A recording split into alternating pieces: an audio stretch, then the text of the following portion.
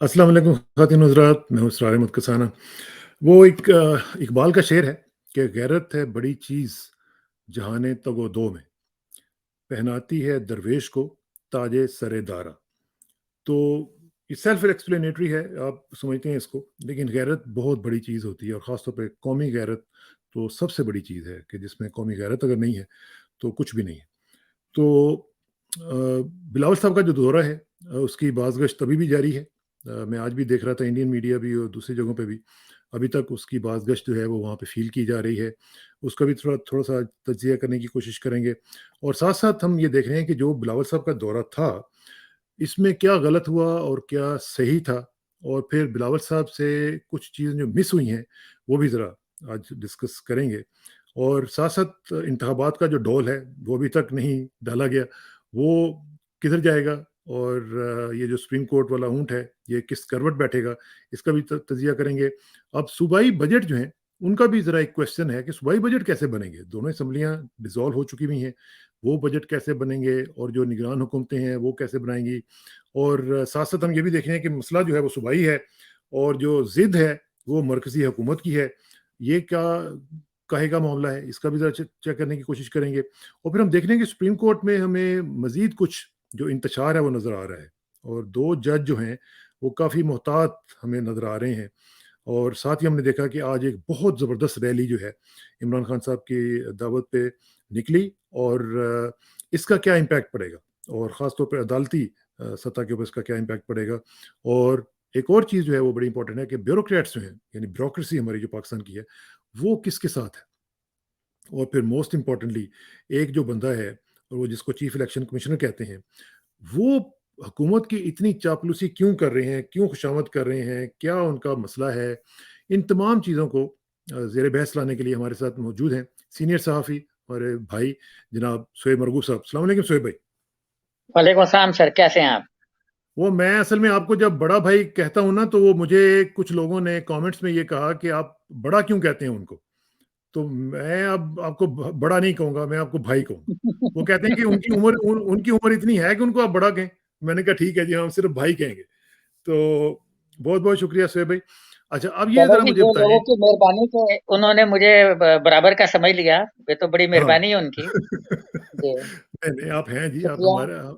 हमारे से तो ख़ैर अच्छा, मैं उनको वैसे ये बताना चाह रहा था कि जब हम किसी को बड़ा भाई कहते हैं, तो बेसिकली हम उसको ज़्यादा रिस्पेक्ट दे रहे होते हैं। जब हम भाई कहते हैं, तो वो जी, हम जी। आपको अपने अपने सतह पे उसको लेके देख रहे होते हैं। जब बड़ा कहते हैं, तो वो हाँ, रिस्पेक्ट के लिए कर रहे हाँ, होते हैं, उसकी लेकिन कोई अपनी सत्ता को भी बेहतर ही समझना चाहिए ना। अपनी सतह को भी जी, बेहतर जी। समझना चाहिए, ठीक है।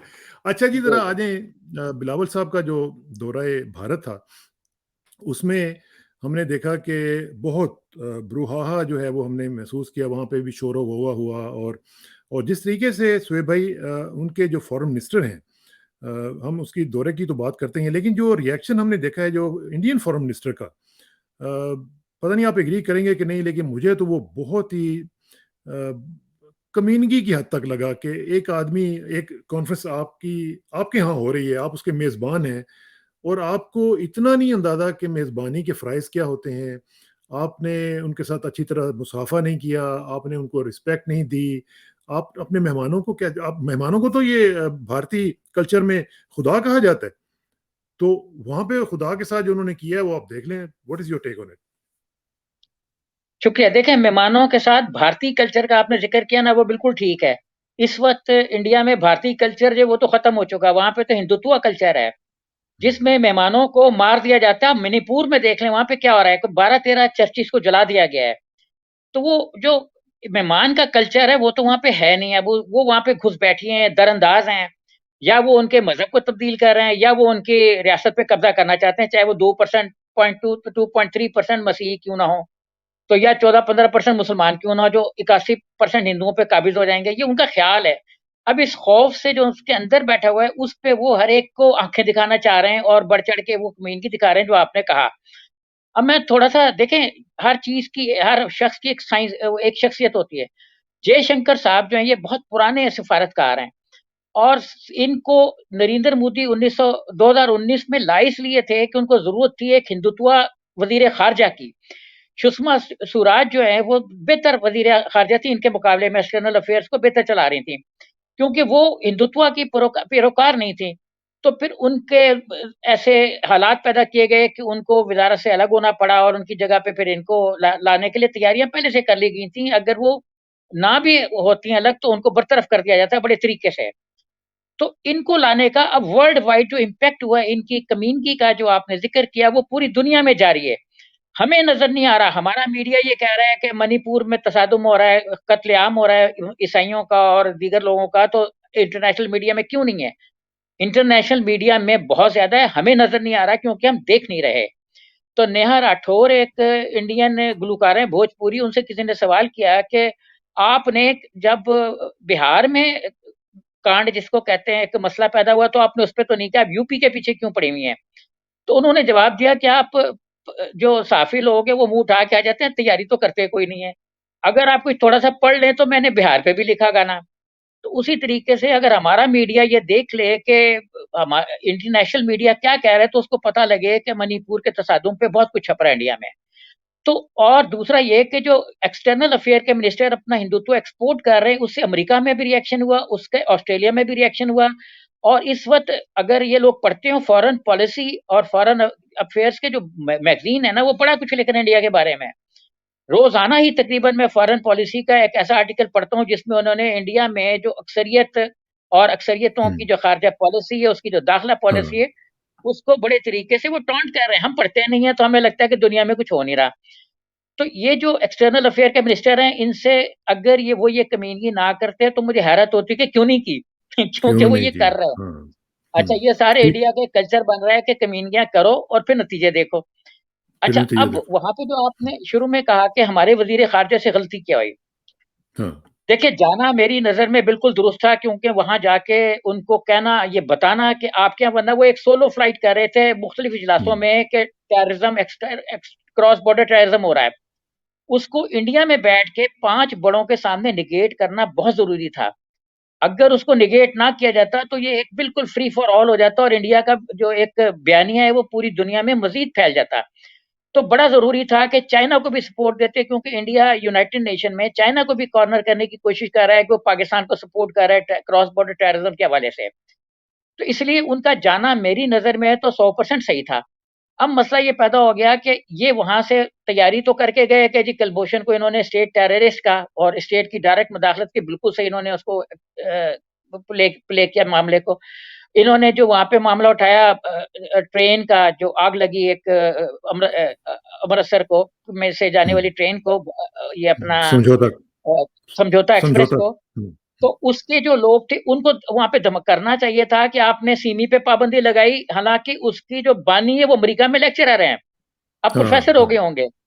जो सिमी हुँ, के स्टूडेंट्स जो इंडियन मुस्लिम स्टूडेंट्स के बानी हैं, वो इंडिया में अमेरिका में इस वक़्त। तो इसी तरीके से उनको ये कहना चाहिए था कि मेलगाँव, परिया जितने भी टेररिस्ट हैं वो सारे के सारे भाजपा पे हैं। अब मैं आपको एक और, लोग भूल जाते हैं ना जल्दी, उनकी याददाश्त कमज़ोर होती है, तो इस वक़्त जो लोग इंटरनेट पे आ रहे हैं, वो तारीख़ उनकी नज़र से मिटाई जा रही है। मैं उनको ये बता दूँ कि इंदिरा गांधी ने अपने 2 जो हाइजैकर्स थे, उनको मेंबर पार्लियामेंट बना दिया था। यानी हुँ, दुनिया की हिस्ट्री में जिस आदमी ने इंटरनेशनल क्राइम किया, आईटा के रूल्स को तोड़ा, वो इंडियन पार्लियामेंट का इंदिरा गांधी पे मैम वो बना। मेंबर बना अच्छा, कल-परसों इंडियन मीडिया में खबर आई कि पाकिस्तान में एक टेररिस्ट अला को मारा गया किसी तिब्बी मौत, तो या रोड एक्सीडेंट में, तो उसके हवाले से इंडियन मीडिया ने खबर काफ़ी उछाली हुई है मुख्तलिफ तरीकों की। वो ये कह रहे हैं, अच्छा अब इस हवाले से जो मैं ये कहना चाहूँगा कि देखिए इंडिया में एक प्लेन हाइजैक हुआ जिसका बड़ा तज़किरा होगा। वो 1989 में उस प्लेन हाइजैकर्स को पाकिस्तान में सज़ा हो गई और इंडिया में बरी हो गए, वहाँ मुकदमा ही नहीं मिला। वाह! पालनपुर से प्लेन फ्लाई किया, मुकदमा नहीं मिला। प्लेन ने लैंड किया पार्लियामेंट हाउस के जो थाना था उसकी रेंज में, वहाँ फ्ला बैठना था, प्लेन ने वहाँ लैंड करना था, वहाँ पे भी नहीं फाइल मिली। प्रेसिडेंट को फाइल भेजी थी, वो भी नहीं मिली। पार्लियामेंट हाउस में डिस्कशन हुआ, जज को वो फाइल भी नहीं मिली। पाकिस्तान में जो केस चला उसका भी जज को नहीं बताया गया। हत्ता के जो पैसेंजर थे उसमें वो भी नहीं मिले, जो पायलट था वो भी नहीं मिला। तो ये है कमाल का इंडियन उनका कमाल जुडिशियल सिस्टम। जुडिशियल तो सिस्टम। हमें अ, ये तवक्को ये थी इनको हमारे भारतीय जो गए थे वज़ीर ख़ारिजा पाकिस्तान से, तो उनको ये मामलात में उठाने आप ये थे। कह रही हैं कि बिलावल साहब ने ये चीज़ें मिस की हैं, जो कि वहाँ हाँ, पे मिस किए हैं वो कह सकते थे और अपना कि आप नैरेटिव तो जो था वो हाईजैकरों स्ट्रांगली को बयान कर सकते। जी, कि आप तो हाईजैकरों को मेंबर पार्लियामेंट बना रहे हैं। इस वक़्त भी आप देखें कि जितने भी टेररिस्ट हैं, जैसे वो जो जिस बड़ा चर्चा हुआ था कि गर्दन ज़िबा की थी एक हिंदू दर्ज़ी की, तो उसके जो ज़िबा करने वाले 2 लोग थे, वो दोनों के दोनों भारतीय जनता पार्टी के मेंबर निकले। मैं किसी और पॉलिटिकल पार्टी की नहीं कह रहा, भारतीय जनता पार्टी की। इसी तरह हाँ, मकबूज़ा हाँ। जम्मू कश्मीर में जो टेररिस्ट 3 अरेस्ट हुए, वो तीनों टेररिस्ट जो बकौल उनके हमने अरेस्ट कर ली, वो भारतीय जनता पार्टी के मेंबर निकले। अब कहते हैं कि जी वो जी बन गए होंगे किसी ज़माने में, नहीं पता लगा।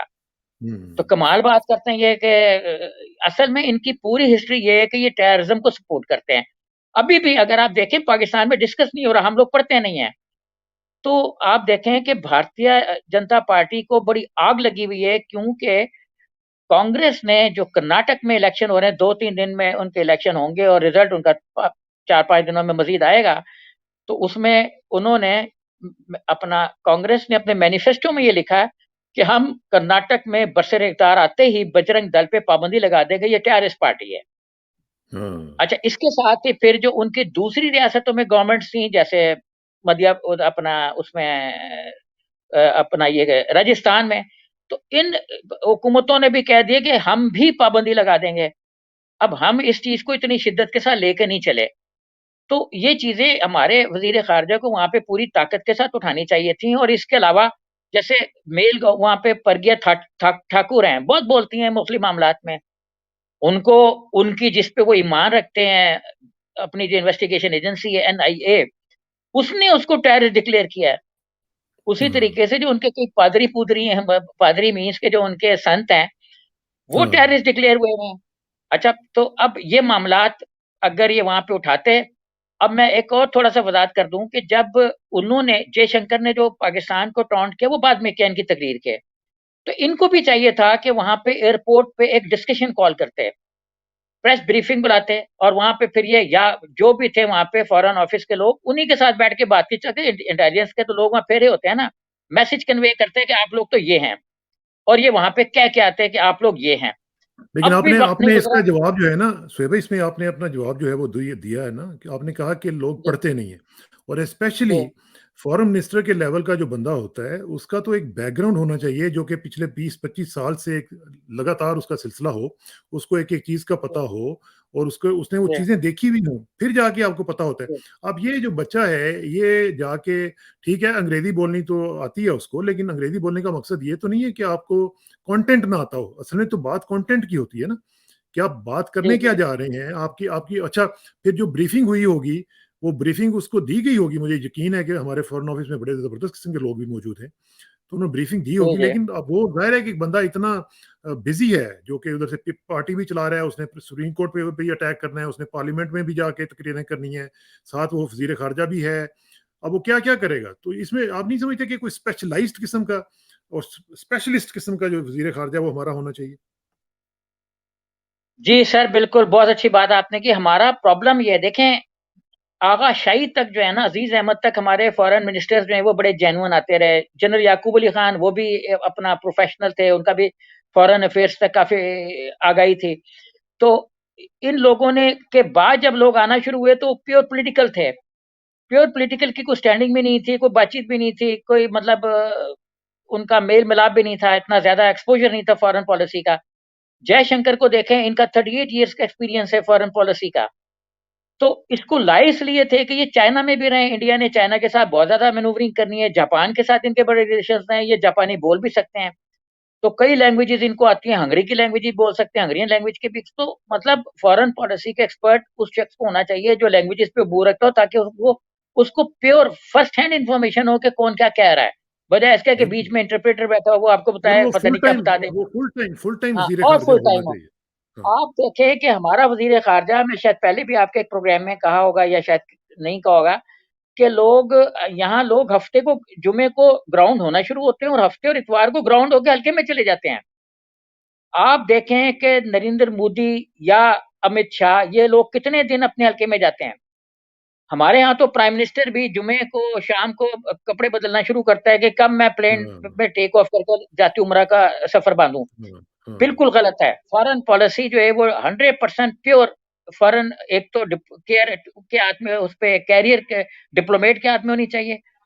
हुँ, दूसरा ये कि उसके हाथ में होनी चाहिए जो 27/4 का फॉरेन अफेयर्स का मिनिस्टर हो। देखिए एब्सोल्युटली। एक्सटर्नल अफेयर इंडिया में 27/4, चाइना में 27/4 और मतलब 30 दिन के लिए। नहीं, 24 और इसी तरीके, 24/7 हाँ, वही 24/7। इसी सॉरी 24/7। अच्छा, हाँ, इसी तरीके से अमेरिका में आप देखें, ये थोड़ी है कि ब्लिंकन साहब जो है वो आधे घंटे के लिए प्रेस कॉन्फ्रेंस करते हैं, फिर वो 3 दिन के लिए ग्राउंड होके तो अपना जो भी जहाँ भी घर हो। बल्कि हमें तो ये पता भी नहीं है कि अमेरिका का जो सुपर पावर है उसका वज़ीर ख़ारिजा का घर कहाँ पे है? क्योंकि वो कभी अपने घर में, मैंने तो कभी पढ़ा ही नहीं कि वो हफ़्ते हाँ, को सवाल ग्राउंड ही हो गए पैदा हों। नहीं। नहीं, नहीं, नहीं, तो ये बिल्कुल नहीं, लोग बिल्कुल। सुपर ताकतें ग्राउंड होने से नहीं बनती अपने वजीर खारजा को, तो ये अपना 24/4 और 30 का जो कुलिया उस हुँ, पे अमल करेंगे तो फॉरेन पॉलिसी बिल्कुल एस्टेब्लिश ठीक। होगी। अभी ठीक है, आप अच्छा जी। देखें कि मुझे तो जी, एक एक जी बात प्लीज़। बस, हुँ, कि हुँ, अभी मैंने किसी जगह पे नहीं देखा कि हमारे वजीर खारजा, हमारे वजीर आजम या हमारे सदर ने मुबारकबाद का पैगाम भेजा हो जो इंग्लैंड में ताजपोशी की रस्म हमने हाँ 24 जी, घंटे अपने चैनल्स पर देखी। इंडिया ने हाँ। दिया, उनके जयशंकर ने भी भेजा, उनके फॉरेन मिनिस्ट्री ने भी भेजा, उनके सब ने, मोदी साहब का भी बयान मैंने आज देखा। तो ये चीज़ें होती हैं जो ताल्लुकात को बनाती हैं और ताल्लुकात को आगे लेके चलती हैं। हमारे वज़ीर-ए-आज़म वहाँ पे हैं ना जी। सर हैं, बाकी लोगों ने भी तो भेजा ना, हुँ, जैसे हुँ, वज़ीर-ए-आज़म तो सबके ही हैं, लेकिन उनकी वज़ारत-ए-ख़ारिजा ने भी भेजा। देखें वज़ीर-ए-ख़ारिजा भी तो हाँ, कुछ अपना कोई हाँ, हाँ, हाँ। अ, जिसको कहते हैं हाँ, कुछ तले ना पकोड़े के, वो भी तो अपने कुछ अप बताए कि मैं भी हूँ। अपने-अपने लेवल पे सबको करना चाहिए था। ठीक है, हाँ, यू आर राइट। सबको करना चाहिए था अपने अपने लेवल हुँ, पे। अच्छा जी, और अब वज़ीर आगे आज़म की थोड़ा-सा। देखें, अब ये भी चल रहा है ना कि मुस्लिम ममालिक के वज़ीर आज़म और लोगों ने उनको अलग-अलग से भी मुबारकबाद दी है। तो हमारे वज़ीर आज़म ने अलग से उनके सिस्टम में कहाँ अपने आप को मनवाया है? मैंने तो कोई तस्वीर नहीं देखी अपने वज़ीर आज़म की। गए होंगे नहीं, तो कहीं देखे ना, उ बड़ी उनकी उनकी तस्वीरें छप उनकी रही हैं फैमिली कि के साथ हैं ना तस्वीरें। नहीं, ये इस तरह से इंटरनेशनल मीडिया पे हाइलाइट नहीं हुई। हुँ, अब वो तो ख़ैर क्या होनी थी उनकी, वो ख़ैर क्या होनी हुँ। थी। अच्छा जी, ज़रा थोड़ा-सा इंतख़ाबात की तरफ आ जाएँ, सुप्रीम कोर्ट का जो इश्यू चल रहा है, सोहेब भाई इसमें क्या सूरत-ए-हाल चल रही है? क्योंकि हम देख रहे हैं कि अभी तक मामलात जो हैं वो कोई क्लैरिटी की तरफ नहीं जा रहे हैं। सुप्रीम कोर्ट की लाइन आपको क्या नज़र आ रही है? कुछ जो उनकी स्टेटमेंट्स, उनके रिमार्क्स जो आ रहे हैं, उसमें से लोग अपने-अपने मतलब के मतलब निकाल रहे हैं। तो आपका टेक क्या है उसके बारे में? जी। सुप्रीम कोर्ट ने सर 2 दफ़ा ये कहा कि हम मुनासिब फैसला देंगे, दोनों हियरिंग्स पे पिछली। पिछली हियरिंग पे भी कहा मुनासिब फैसला देंगे, लेकिन मुनासिब फैसला नहीं हो सका। जिससे लोगों ने, वो होता है ना बॉडी लैंग्वेज और फलानी लैंग्वेज, तो वो बॉडी लैंग्वेज से अंदाज़ा लगाया कि 2 जजों ने बात नहीं की, तो उनका ख़्याल था कि फ्लोर क्रॉस कर गए। अब फ्लोर क्रॉस मीन्स कि शायद उनका ओपिनियन अब कुछ और है, या अब वो पुरानी जो भी डिसीज़न है उससे हटना चाह रहे हैं, या उसपे वो कोई नरम रवैया यानी इख्तियार करना आप चाह रहे हैं। ये 3 लेकिन में से 2 की बात कर रहे हैं आप? हाँ, 3 में से 2 की। लेकिन मेरी नज़र में ऐसा नहीं है। असल हुँ। में जो गहराई होती है ना, खामोशी, जैसे बाज़ आतिशफ़शां जो देर से फटते हैं ना, धुआँ नहीं देते तो खतरनाक तरीके से फटते हैं, उस पे बचता कुछ नहीं है। तो अब बेंच इस चीज़ पे कन्विंस हो गया है कि ये पैसे नहीं देंगे, तरकीब कोई नहीं है। ये लॉ एंड ऑर्डर इतना भयानक बता रहे हैं कि अगर करा देंगे, कुछ हो गया तो सारा खाता इन्हीं के खाते में डाल देना है कि भई आपने कहा तो हमने करा दिया, और कोई पता नहीं खुद ही कोई बीच में कर दे। इसलिए अब कोर्ट ये चाह रही है, जो मैं इस चीज़ से 100% मुत्तफ़िक हूँ कि कोर्ट का रुझान भी मुझे ये लग रहा है, जो उन्होंने पिछले एक हियरिंग में कहा भी कि हम, हमारे लिए 14 मई का फ़ैसला जो है वो पत्थर पे लकीर नहीं है। मतलब ये अल्फ़ाज़ ये नहीं थे, लेकिन मतलब ये था कि वो पत्थर पे लकीर नहीं है, बदल भी सकता है। तो मैंने इससे ये असेस किया है कि अगला डिसीज़न ये आएगा कि पंजाब और सिंध की असेंबलियाँ रिस्टोर कर दी जाएँ। क्योंकि आप ये देखें कि आइन में ये कहीं नहीं लिखा हुआ कि 9 महीने तक, 10 महीने तक 2 सूबों में कोई मुंतखब हुकूमत ना हो। और अगर कोई मुंतखब हुकूमत नहीं होगी, तो इसका मतलब ये कि सारे फैसले उनके इल्लीगल होंगे, प्रोवाइडेड कि कॉन्स्टिट्यूशन में वैलिडेशन ना दी जाए। आप देखें कि जो 18वीं तरमीम हुई मुल्ला, अपना वो जो 8वीं तरमीम हुई मुल्ला एस्टेब्लिशमेंट अलायंस, उसमें भी वैलिडेशन दी गई। जो बाद में ज़रदारी साहब ने तरमीम की मुशर्रफ के जाने के बाद, उसमें भी उन्होंने मार्शल लॉ के और इमरजेंसी के कवानीन को वैलिडेट किया। तो अगर आर्टिकल 274 की जो सब क्लॉज़ेज़ हैं, उनमें हम वैलिडेशन ही देंगे, उनको इंडेमनिफाई नहीं करेंगे, उनको सपोर्ट नहीं करेंगे, तो फिर ये सारा मामला जैसे केयरटेकर की मुद्दत खत्म हो गई, तो मुद्दत के खात्मे के बाद ये सारे इक़दामात इल्लीगल होंगे। जैसे खला में होता है ना कि कोई वेट एमजीएच खत्म हो जाता है ना जब आप उसमें जाते हैं अ, बिल्कुल, स्पेस में, तो स्पेस में आ हम जाते इस वक़्त स्पेस में जा चुके हुए हैं। 8 मई 14 मई जो है वो हम यहाँ से नासा का समझ लें कि है रॉकेट जो है चल पड़ा है और हम स्पेस में होंगे, यानी no law free for all होगा। और इसको वैलिडेट 2 तरीकों से किया जा सकता है, या तो सुप्रीम कोर्ट इसको करे कि ठीक है ये जो कुछ भी हुआ उसको हम वैलिडेट करते हैं, पहले ऐसा होता भी रहा, जैसे हैं। नज़रिया ज़रूरत आया उसके बाद हाँ, भी हाँ, कई बार हाँ। फैसले आए। और या फिर इसको कॉन्स्टिट्यूशनल अमेंडमेंट के ज़रिए किया जाए, अमेंडमेंट की इनके पास पावर नहीं है, तो ये हुँ, सारा कुछ इल्लीगल हो जाएगा, इनके सारे फैसले। क्योंकि देखें, इस वक़्त पंजाब में रोज़ मुझे व्हाट्सएप मैसेजेस आ रहे हैं, 2 ट्रांसफ़र, 4 ट्रांसफ़र, 3 ट्रांसफ़र, 5 ट्रांसफ़र। तो ये सारे फैसले इल्लीगल होंगे, सारे ट्रांसफ़र इल्लीगल होंगे, और अगर इनको वैलिडेट ना किया गया तो कोई पता नहीं कि ये सारे खराजात भी वापस करना पड़े, चाहे वो पंजाब की हुकूमत हो, चाहे वो मरकज़ की हो, क्योंकि मरकज़ मुलव्विस है। देखिए, एक होता है ना इन हुँ, कनिवर्स हाँ, के इन मिली-भगत से, अब इसमें मिली-भगत किसकी है? अगर पंजाब में कह रहे हैं तो मिली-भगत ये है कि मरकज़ की है कि हमने इलेक्शन होने नहीं देने, होने तो वो नहीं दे रहे। एक तरफ तो कह रहे हैं कि हमने सूबों को बाइख्तियार कर दिया। दूसरी तरफ मिली-भगत के ज़रिए मरकज़ सूबों 2 सूबों को अपनी मुंतखब हुकूमतों से महरूम किए हुए। हुँ, ये कौन-सा मतलब 18वीं हाँ, तरमीम है जिसमें सूबे बाइख्तियार हो गए कि मरकज़ इस वक़्त सूबों को चला रहा है। हाँ, मरकज़ इस वक़्त हाँ, पंजाब को भी चला रहा है, उसको भी चला रहा है, क्योंकि मरकज़ सूबे की हुकूमत उनकी नॉमिनी है, दोनों सूबों में वो बैठे हुए हैं। तो इस वक़्त 3 सूबों में समझ लें मरकज़ी हुकूमत है, इनके सारे इक़दामात 14 मई के बाद इल्लीगल होंगे, प्रोवाइडेड के उसको वैलिडेट ना किया जाए किसी वैलिडेशन आईनी वैलिडेशन तरमीम। में ठीक है। लेकिन साथ-साथ ये ज़रा मुझे बताएँ कि अगर ये जो सूबों के जो प्रेज़ेंट सिचुएशन है, इसमें फिर जो बजट बनेगा, वो कैसे बनेगा दोनों का?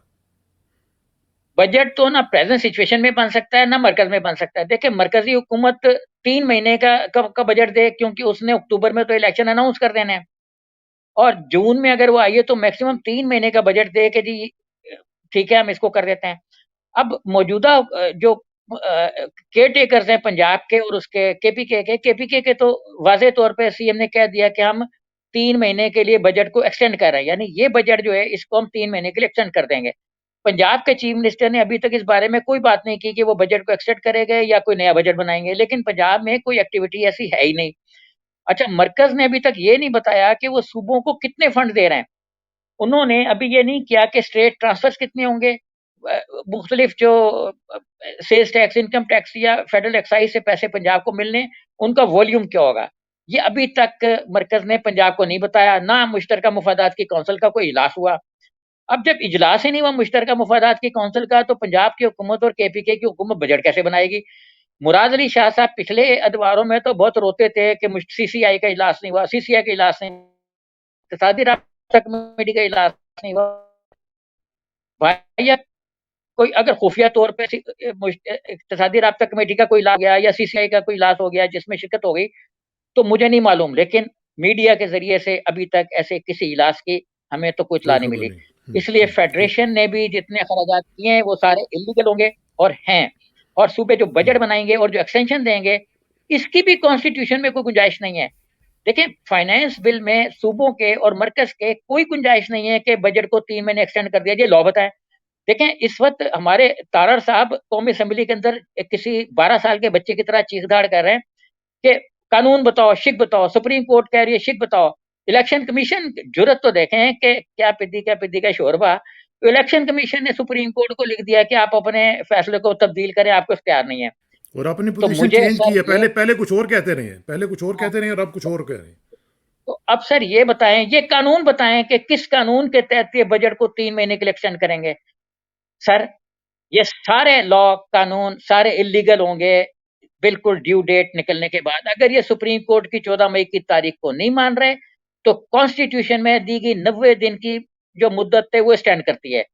क्योंकि कॉन्स्टिट्यूशन की मुद्दत को रिलीफ सिर्फ़ सुप्रीम कोर्ट ने दिया था और वो दे सकती है। अमेरिका में भी ऐसा होता है, दुनिया भर में होता है। मैंने पिछले दिनों देखा कि अमेरिका में 1803 से अब तक कोई तकरीबन 2000 के करीब कवानीन जो है वो ऐसी-तैसी फेर दी उन्होंने, बड़े से बड़े कवानीन की।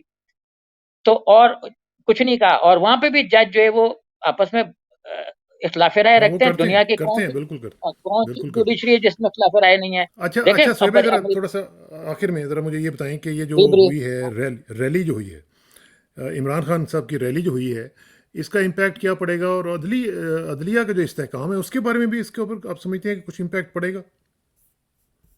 जी सर, रैली निकाली इसलिए गई ना कि अदालत के अंदर जो तोड़-फोड़ करने की कोशिशें हो रही हैं और पार्लियामेंट के अंदर जो चीखो-पुकार चल रही है, जिसमें मुख्तलिफ लोग बोल बक रहे हैं, जिन्होंने पहले 8,500 केसेज़ अपने खत्म करवाए एनआरओ के ज़रिए से, फिर एनआरओ के ज़रिए से 16 अरब रुपए के फंड्स खत्म करवाए। भई इतना तो सुप्रीम कोर्ट का बजट नहीं है जितना इन्होंने एनआरओ ले लिया। अब ये कहते हैं कि सुप्रीम कोर्ट अपने कानून खुद नहीं बना सकती, तो ये अपने कानून खुद क्यों बना रहे हैं? देखें क्लैश ऑफ इंटरेस्ट हो गया कि एक चोर है, वो कह रहा है कि चोरी जुर्म नहीं है। एक चोर ये कह रहा है कि चोरी जुर्म नहीं है, नैप वाला जुर्म नहीं है। तो नैप का लॉ ही बदल दो ताकि जुर्म के दायरे से निकाल लिया जाए।